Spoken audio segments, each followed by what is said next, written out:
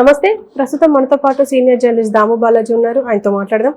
నమస్తే సార్. నమస్తే sir, Chandrababu Naidu manifesto already super 6 అంటూ బయటకు వచ్చేసింది. ఇంకా 2 days బ్యాక్ జగన్ కూడా విడుదల చేశారు. కానీ బయట ఏం మాట్లాడుకుంటున్నారంటే చంద్రబాబు నాయుడిని నమ్ముకొని ఈ మేనిఫెస్టో విడుదల చేశాడా జగన్ అని చెప్పేసి కూడా మాట్లాడుతున్నారు. సో దీని గురించి మీరేం చెప్తారు? అంటే డిఫరెన్సెస్ ఏంటి?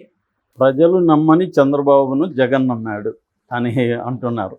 అంటే చంద్రబాబును ప్రజలు నమ్మరు కాబట్టి, చంద్రబాబు ఇచ్చే హామీలు ఏవి ప్రజలు నమ్మరు కాబట్టి మనం చంద్రబాబులాగా హామీలు ఇవ్వక్కర్లేదు.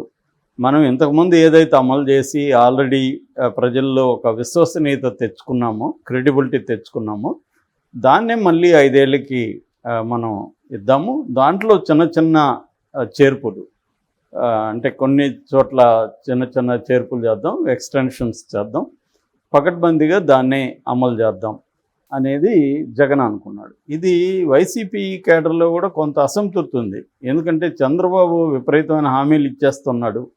జనం ఒకవేళ తెలంగాణలో, కర్ణాటకలో కాంగ్రెస్ నమ్మినట్టు అక్కడ చంద్రబాబుని నమ్మితే ఇబ్బంది అవుతుంది కదా. ఎందుకంటే కేటీఆర్ కూడా మొన్న ఏమన్నాడు ఇంటర్వ్యూలో, వీళ్ళు 420 హామీలు ఇచ్చి జనాల్ని నమ్మించి మోసం చేసి అధికారంలోకి వచ్చారు అని అన్నారు. అట్లా రేపొద్దున రూరల్లో అంటే కొంత తెలివైన వాళ్ళు ఆలోచిస్తారు జగన్ బెటరా చంద్రబాబు బెటరా అని. కానీ అనేక ఇబ్బందుల్లో ఉండేవాళ్ళు, పేదలు, వీళ్ళందరూ ఎవరు ఎక్కువ ఇస్తారంటే వాళ్ళకి వేద్దాం అనుకునే ఒక మైండ్ సెట్ ఉన్నప్పుడు చంద్రబాబు ఏమో విపరీతంగా హామీలు ఇచ్చేస్తున్నాడు.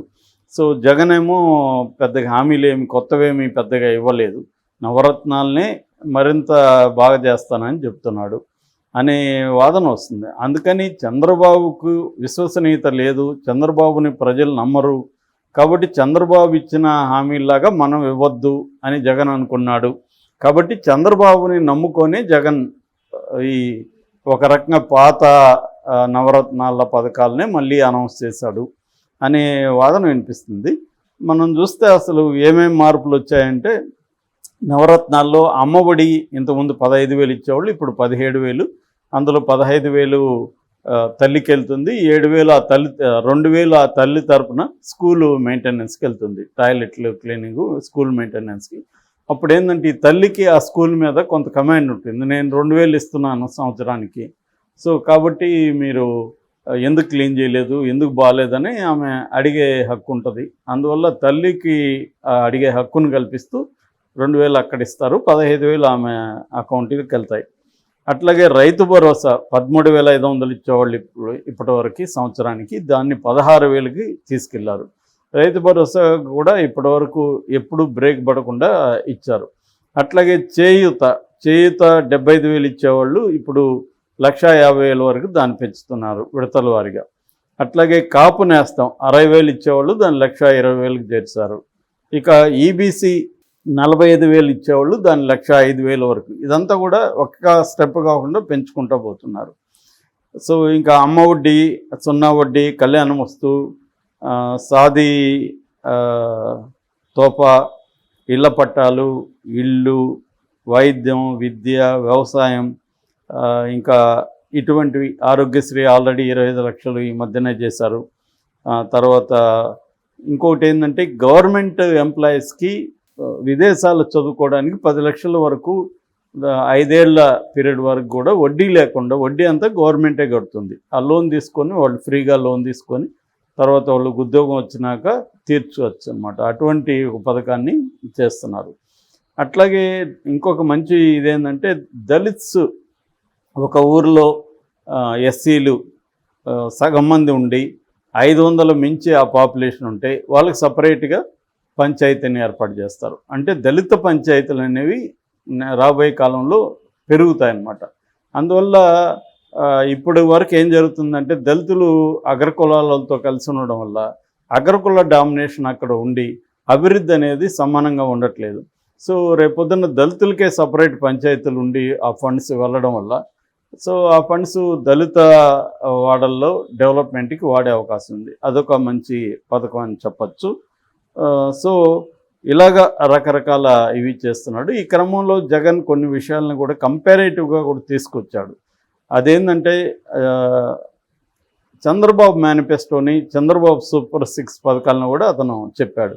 ఇప్పుడు చంద్రబాబు గతంలో ఇచ్చిన పథకాలు ఏవైతే ఉన్నాయో, అంటే రైతుల రుణమాఫీ అన్నాడు గతంలో, తర్వాత డ్వాక్రా మహిళలకు రుణమాఫీ అన్నాడు, నగలు బ్యాంకుల్లో కుదబెట్టుంటే కూడా అట్లాగే పెట్టుకోండి, మేము వచ్చి దాన్ని మీకు విడిపిస్తూ ఉన్నారు. ఇవేవి కూడా చంద్రబాబు వచ్చిన తర్వాత చేయలేదు. అట్లాగే చేనేత వాళ్ళకి పథకాలు అన్నాడు, అవి చేయలేదు. 25,000 బిడ్డలకి ఇస్తామన్నారు, ఆడబిడ్డలకి, అవి ఇవ్వలేదు. ఒక్క పెన్షన్ మాత్రమే 200 నుంచి 1000 రూపాయలకి పెంచాడు. దాని తర్వాత దిగిపోయే ముందు, ఎలక్షన్ ముందు 2,000 చేశాడు. దాన్ని నేను 3,000 చేస్తానని విడతల వరకు 3,000 చేశాను. సో పెన్షన్ అయితే ఇప్పుడు 3,500 మాత్రమే చేస్తాను. అది కూడా 2028లో 500, తర్వాత 250, 2029లో 250. దానికి కూడా 20,000 పైన ఖర్చు అవుతుంది. అంటే ఒక 250 పెంచితే 2,000 కోట్లు పడుతుంది నాకు, ఇంకొక 250 పెంచితే 4,000 కోట్లు పడుతుంది. సో ఇవన్నీ లెక్కేసి బడ్జెట్ పెరిగే కొద్దీ నేను వివిధ పథకాలని దీంట్లో చేర్చకపోయినా పెంచుకుంటూ వచ్చాను. ఇప్పుడు కూడా అలాగే చేస్తాను. ఇప్పుడు 2,20,000 కోట్ల బడ్జెట్ ఉంటే నా మొత్తం పథకాలకి దాదాపు 70,000 వరకు అవుతుంది. నేను ఇప్పటివరకు ఇచ్చినవి ఈ 5 ఏళ్లలో 58 నెలల్లో 2,70,000 కోట్లు నేను ఇచ్చాను. ఇక చంద్రబాబు చెప్తున్న వాటికి ఎంత అవుతుంది బడ్జెట్? ఇప్పుడు ఆడబిడ్డ నిధి ఉంది, 18 ఏళ్ళు నిండిన ప్రతి అమ్మాయికి 1,500 ఇస్తాను అంటున్నాడు. అట్లాగే దీపం 3 సిలిండర్లు ఫ్రీ అంటున్నాడు కుటుంబానికి. తల్లికి వందనం 15,000 ప్రతి బిడ్డకి, ఇంకా బిడ్డలను కనుక్కోండి అని కూడా తెలుగుదేశం వాళ్ళు చెప్తున్నారు. సో అన్నదాతకి 20,000 ఇస్తాను అంటున్నాడు. ఫ్రీ బస్సు ఉమెన్కి, తర్వాత యువగలం 3,000 నిరుద్యోగుల భృతి, ఇవన్నీ చెప్తున్నాడు. వీటన్నిటికీ 74,803 కోట్లు అవసరం ఈ పథకాలకు. అవి కాకుండా పెన్షన్ ఉంది, తర్వాత కళ్యాణం వస్తుంది, తర్వాత వాలంటీర్లకు శాలరీ ఎన్హాన్స్మెంట్ ఉంది, వేవర్స్ ఉన్నారు, ఆరోగ్యశ్రీ ఉంది, పోషణ ఉంది, గోరుముద్ద ఉంది.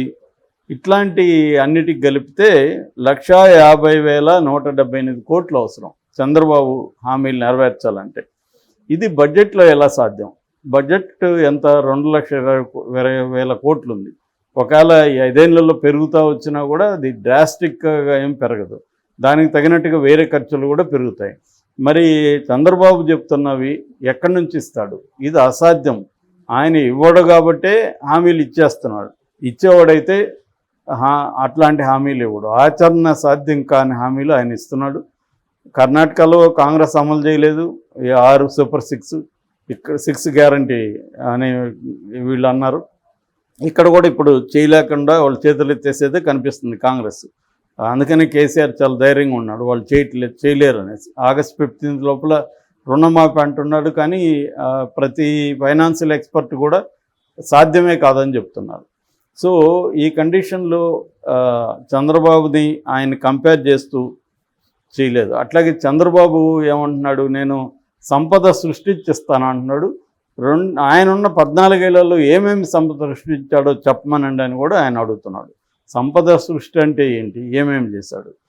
ఫర్ ఎగ్జాంపుల్ అప్పులు 21.8% చంద్రబాబు పీరియడ్లో పెరిగింది 2014 నుంచి 19 వరకు. నా పీరియడ్లో 12.13% పెరిగింది. కానీ తెలుగుదేశం మీడియా దాన్ని గగ్గోలు చేసి నేను అప్పులు ఎక్కువ చేశానని చెప్తున్నారు.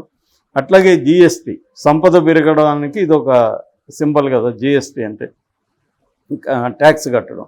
అది 4.47 ఉండేది, నా పీరియడ్లో అది 4.83 అంటే పెరిగింది నా 5 ఏళ్లలో. ఇన్స్పైట్ ఆఫ్ కరోనా 2 ఏళ్ళు ఉన్నా కూడా పెరిగింది.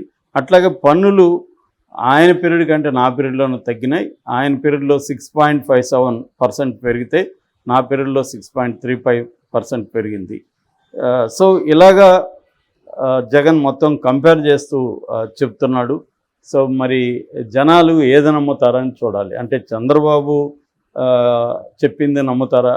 ఎందుకు చంద్రబాబు చెప్పింది నమ్మడం కష్టమవుతుందంటే, జగన్ ఇస్తున్న సంక్షేమ పథకాల వల్ల ఆంధ్రప్రదేశ్ శ్రీలంక అయిపోయింది, వెనిజులా అయిపోయింది, దివాలా తీసిపోతుంది, అప్పులు చేసేస్తున్నాడు, రాష్ట్రాన్ని అధోగతి పాలు చేశాడని విపరీతమైన ప్రచారం చేశారు. ఇప్పుడు నేను అంతకంటే డబ్బులు ఇస్తానంటున్నాడు. జగన్ 70,000 కోట్లు సంవత్సరానికి ఖర్చు పెడితే చంద్రబాబు 150,000 కోట్లు ఖర్చు పెట్టాలి. సో అప్పుడు మరి శ్రీలంక అయిపోదా, అప్పుడు అధోగతి పాలు కాదా, ఎక్కడి నుంచి ఇస్తారు అనేది ఇప్పుడు చర్చ.